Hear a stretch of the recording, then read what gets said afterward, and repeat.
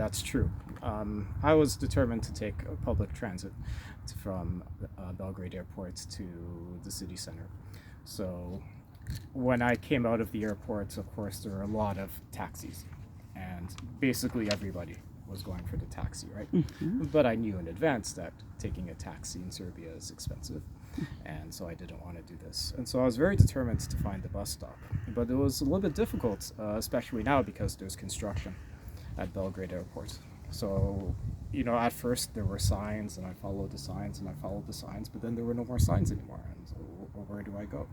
And I was walking around the parking lot looking for the bus stop. And then finally, I ran into some guy probably from Serbia who noticed I was confused, and he helped me.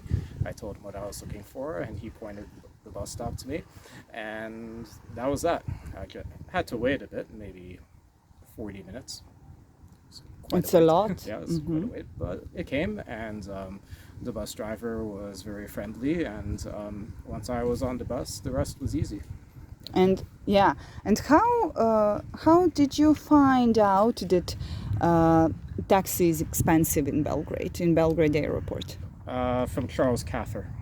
He's a YouTuber from the United States who has, from what I understand, been living on and off in Serbia for the last few years. He's one of the reasons I came to Serbia. Yeah.